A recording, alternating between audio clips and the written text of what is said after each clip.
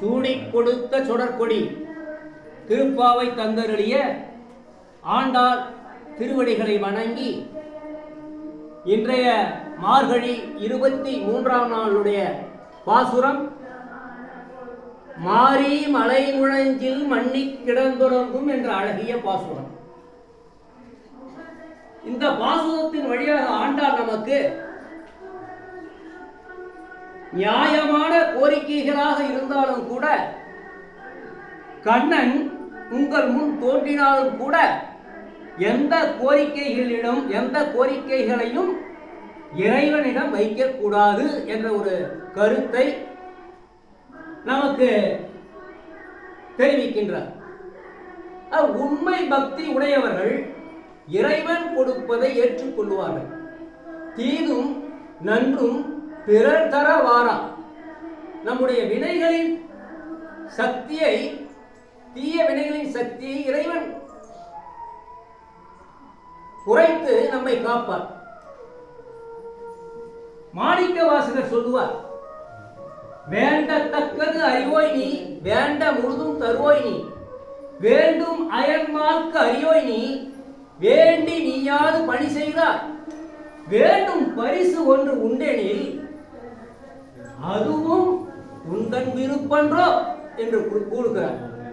அதாவது இறைவா, எல்லாம் உன்னுடைய ஆணைப்படி, உன் விருப்பப்படி, எனக்கு என்ன வேண்டும் என்பதை விட என் தேவை என்ன என்பதை அறிந்து நீ அளிக்கக்கூடிய ஆற்றல் உடையவனே என்று அவர் சொல்லுகிற பாடலை இங்கு நாம் ஒப்பிட்டு நோக்கலாம்.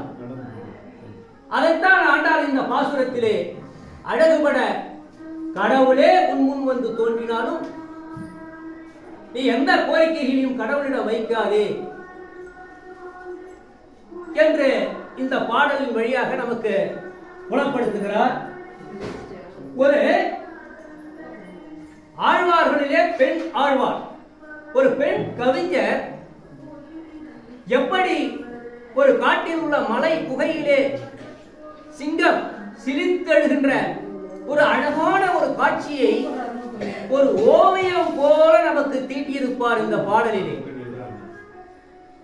சிம்மத்தை ஏன் இவர் அழைக்கிறார் என்று நாம் யோசித்து பார்க்கின்ற பொழுது, நரசிம்ம அவதாரத்தை அவர் இந்த பாடலிலே சொல்லவில்லை, முதல் பாடலிலேயே பாசுரத்திலே சொல்லிவிடுகிறார். யசோதை இளம் சிங்கம். ஏன் அந்த சிம்மத்தை அவர் விருப்புற்று சொல்லுகிறார் என்று நாம் நினைத்து பார்க்கின்ற பொழுது, ராமனாய் கண்ணனாய் ஒரு தாயின் வயிற்றிலே வந்து கருவுற்று வளர்ந்து வாழ்ந்து வாலிப பருவம் எய்தி அவதார புருஷர்களாக வந்தவர்கள். ஆனால் நரசிம்மன் அப்படி அல்ல. இரண்யனை அழிப்பதற்காக, பிரகலாதனின் சொல்லை காப்பாற்றுவதற்காக தாய் தந்தை இல்லாமல் இந்த கூடிலே இருப்பானா என்று கேட்டவுடன் வருகின்றவன். அதனால் நரசிம்மனை அழைக்கின்றான். நரசிம்மன் உடன் வரக்கூடிய ஆற்றல் பெற்றவன் என்பதை இந்த மாரி மலைமுழஞ்சிலே அந்த ஒரு சிம்ம கர்ஜனையோடு வா என்று அழைக்கின்ற அற்புதமான இந்த பாசுரத்திலே ஒரு அறிவியல் உண்மைகள் எல்லாம் கூட புதைந்திருக்கிறது. தட்சிணாயனம், உத்தராயணம், 6 மாத காலம் இறைவன் அந்த உறக்கத்திலே இருக்கின்ற பொழுது, 6 மாதம் என்பது ஒரு அரைப்பகல் தான் அது தேவர்களுக்கு. அந்த தட்சிணாயத்திலே இருக்கிறது சயன ஏகாதசி என்றும், உறக்கத்திலே உத்தராயணத்திலே இருக்கின்ற பொழுது வைகுண்ட ஏகாதசி என்றும் அவர் தன் பணியை செய்கிற காட்சியெல்லாம் இந்த பாடலிலே முதலிலே புகுத்துகிறாள் ஆண்டாள் பிராட்டி. மழைக்காலம், அந்த மழைக்காலத்திலே காட்டிலே குகையிலே தன் பேடையோடு இருக்கின்ற ஒரு ஆண் சிங்கம் மழை விட்டு விட்டது என்று உணர்ந்தவுடன், இந்த மழை வெளுத்து விட்டது என்றவுடன் தன்னுடைய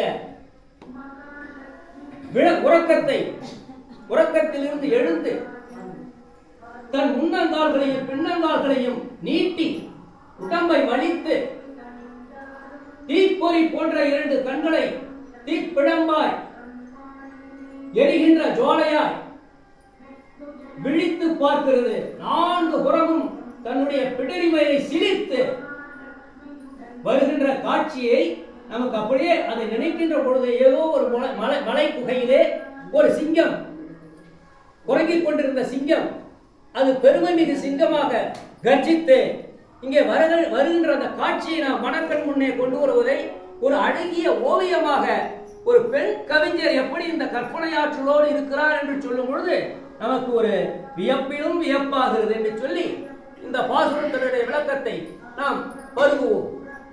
அப்படி மழை பெய்கின்ற காலத்திலே அந்த சிரித்தெழுகின்ற அந்த கர்ஜனையோடு அந்த சிம்ம நடையோடு இந்த சிங்கம் எப்படி வருகிறதோ, இந்த அரிமா எப்படி வருகிறதோ, நீ எழுந்து வர வேண்டும்.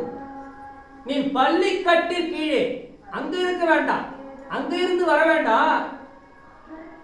பூவை பூவன்னா உன் கோயில் நின்று நீ உன்னுடைய பள்ளியறை கட்டிலே இருந்து உன் கோயிலுக்கு வந்து உன்னுடைய அரிய சிம்மாசனத்திலே அமர்ந்து எங்கள் குறைகளை போக்குவாய், எங்கள் குறைகளை போக்குவாய் என்று சொன்னவர்கள் அந்த ஆட்சியர்கள் தங்கள் குறைகளை சொல்லவில்லை இறைவனிடம். ஆராய்ந்து அருளேலோர் எம்பாவாய் என்று வேண்டுகிறார்கள் கண்ணபிரானிடம். அந்த நீலமேக பூவை பூவன்னா நீ எங்களுடைய குறைகளை ஆராய்ந்து எங்களுக்கு என்ன தேவையோ அதை நீ கொடுத்து காப்பாயாக என்று வேண்டுவது போல இந்த பாசுரம் அமைந்திருக்கிறது. இந்த பாசுரத்தை நாம் அடிக்கடி சொல்லுவோம். அதாவது ஆச்சாரியர் அனுபவத்தோடு தொடர்பு படுத்தி பார்க்கின்ற பொழுது இந்த மாரி மலைமுழஞ்சில் என்கின்ற 23வது பாசுரம் சுவாமி வேதாந்த தேசிகரை ஒப்பிட்டு ஆண்டாள் பாடியிருப்பது நமக்கு புலனாகும். இந்த வேதாந்த தேசிகர் காஞ்சியிலே பிறந்தவர். தர்க்கம் செய்வதிலும் கவிதைகள் பாடுவதிலும் ஆங்காங்கே பல இடங்களிலே பிரயாணங்களை செய்து இந்த வானப்போரிலே வென்று இந்த வைணவத்திற்கு தொண்டாற்றியவர்கள். ஆழ்வார் பாசுரங்களை எல்லாம் அழகாக செல்லுகின்ற இடங்களிலெல்லாம் சென்று அந்த பாசுர விளக்கங்களை அளித்து இந்த வைணவத்தை போற்றியவர். அப்படிப்பட்ட அந்த வைணவத்தை போற்றிய அந்த வேதாந்த தேசிகரை காஞ்சியில் இருந்து, காஞ்சியில தூப்பூல் என்ற இடத்திலே பிறந்தவர் வேதாந்த தேசிகர். அந்த தூப்பூல் என்ற அந்த காஞ்சியிலே இருந்து ஸ்ரீரங்கத்திற்கு வந்து எங்களை காப்பாயாக, அதாவது பள்ளிக்கட்டிற்கு நின்று உன் கோவிலுக்கு வந்து எங்களை காப்பாய் என்று சொல்லுகிறாரே ஆண்டாள். அதை அடியொட்டி பார்க்கின்ற பொழுது காஞ்சியிலே இருந்து நீங்கள் திருவரங்கத்திற்கு வந்து எங்களை காப்பாயாக, அருள் தருவீராக என்று வேண்டுவதாக இந்த பாசுரம் அமைந்திருக்கிறது. நாமும் இந்த பாசுரத்தை பாடி மகிழ்வோம் என்று சொல்லி, மாரி மலை முழஞ்சில் மண்ணி கிடந்துறங்கும் சீரிய சிங்கம் அறிவுற்று தீவிழித்து வேரிமயிர் பொங்க எப்பாடும் பேங்குதறி மூறி நிமிர்ந்து முழங்கி புறப்பட்டு போதருமா போலே நீ பூவை பூவண்ணா உன் கோயில் என்றும் இங்கனே பொங்கருளி கோப்புடைய சீரிய சிங்காசனத்திலிருந்து யாவந்த காரியம் ஆராய்ந்தருளேலோர் எம்பாவாய்.